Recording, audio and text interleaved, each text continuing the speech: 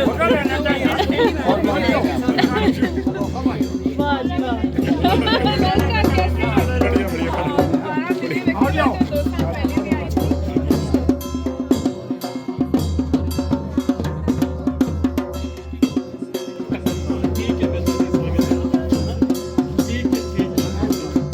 जी, आपने पिछले कल बाबा भलकू की स्मृति में रेल यात्रा की और आज इस यात्रा का दूसरा दिन है और आज आप झाझा पहुंचे हैं बाबा भलकू के गांव।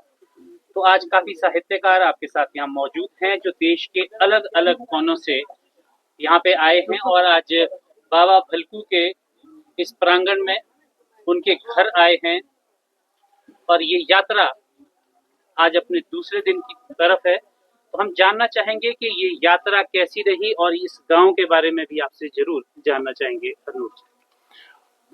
जितेंद्र जी, जैसे आपको पता है कि हिमालय साहित्य संस्कृति एवं पर्यावरण मंच हम सभी सदस्य मिलके 2017 से इस यात्रा का आयोजन कर रहे हैं। इसको हमने भलकू की स्मृति में आयोजित किया है और करते रहे हैं। इसको नाम दिया है हमने बाबा भलकू कालका शिमला रेल साहित्य यात्रा।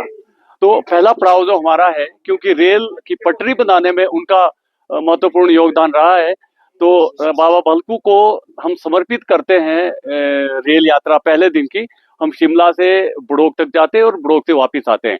उस चलती ट्रेन में जो धरोहर ट्रेन है उसमें हमारे सारे लोग एक बोगी में इकट्ठे होके साहित्यिक कार्यक्रम करते हैं, गीत संगीत का कार्यक्रम, संस्कृति पर बातें, साहित्य कवि गोष्ठियां और कई तरह के हम उसमें आयोजन करते हैं। और दूसरे दिन हमने क्योंकि ये यात्रा पूरी नहीं हो सकती थी अगर हम झाझा गांव भलकू के पुश्तैनी घर और गांव ना आते, क्योंकि जैसे आप देख रहे हैं ये हवेली भलकू की पुश्तैनी हवेली है जहां दुर्गा जज जी का परिवार रहता है। उनके साथ राम स्वरूप जी हैं, कांति स्वरूप जी हैं, वो रहते हैं। ये तीन भाई हैं और छठी पीढ़ी के लोग हैं। और इसके साथ जिनका हमारे साथ बहुत ही सानिध्य है, सुशील कुमार जी, और उनकी जो अर्धांगिनी है वो मीडिया से भी जुड़ी हुई है, रमा जी। तो वो हमारा हर साल हमें प्यार भी देते हैं, ये स्वागत भी करते हैं। और हमें बहुत अच्छा लगता है कि जब इस गांव में आते हैं हमें एक अलग सी फीलिंग लगती है कि यहाँ एक ऐसी शख्सियत है जिसको अंग्रेजों ने ना केवल प्रशंसा पत्र दिए बल्कि हिंदुस्तान तिब्बत रोड में जिस तरह का काम बाबा भलकू ने किया उनको ओवरशियर की उपाधि भी दी। उसी शख्सियत को समर्पित करने के लिए ये हमारी यात्रा है और इसीलिए हम हर बार यहाँ आते हैं और उनके परिजनों से मिलते हैं। और हमें झाझा गांव के लोग और इनके परिजन बहुत स्नेह देते हैं हमें, सुशील कुमार जी बहुत स्नेह देते हैं। और इस यात्रा का जो महत्वपूर्ण पड़ाव है हमारा वो है एक छोटा सा आभार और सम्मान समारोह, और जिसमें हम भलकू की स्मृति में 5 लोगों को छोटा सा आभार व्यक्त करना चाहते हैं। सम्मान तो हम नहीं कह सकते, हम सम्मान क्या दे सकते हैं किसी को, लेकिन हम आभार के रूप में उनका सम्मान कर रहे हैं। जिसमें PR मेहता जी है जिनका भलकू की स्मृतियों को जिंदा रखने के लिए बहुत योगदान रहा है। आप चायल में देख रहे हैं तो भलकू स्मारक उन्हीं की प्रयासों से बना और उन्होंने एक स्मारिका भी निकाली जिसमें सारे दस्तावेज जो भलकू को अंग्रेजों ने दिए वो उसमें लगे हुए हैं।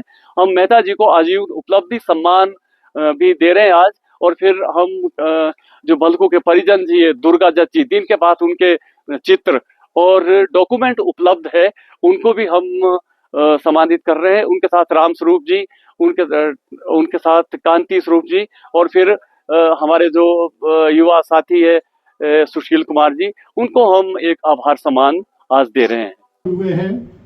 आप हमारे हाथों में फूल दे गए हैं, फूल के साथ खुशबू भी आपने हमको दी है और ये खुशबू हमारे जीवन में हमेशा हमें अपनी याद से महकाती रहेगी। जाहिर तौर से ये 8वीं यात्रा है हिमालय मंच की जो सेवाएं थी उसको ब्रिटिश सरकार ने भी माना है। तो हमारे लिए सौभाग्य का दिन है सर कि हम आज आपके मध्य में हैं और हमारे बीच में मंच पर विराजमान है श्री PR मेहता जी, जो कि एक वरिष्ठ उद्घोषक रहे हैं। PR मेहता जी को चाहूँगा कि हमारे बीच मुंबई से प्रोफेसर भूवनाथ सिंह जी हैं, मोंगा जी हैं और राजेश अरोड़ा जी कहीं पीछे बैठे हुए हैं, क्योंकि ये रंगमंच से जुड़े हुए लोग हैं। तो हम जितने भी हम 32 लेखक हैं, हम 3 लोग मतलब अपने हाथों से इनको सम्मानित करेंगे। आप सबकी तरफ से ये सम्मान है। और मधु जी भी आ जाए।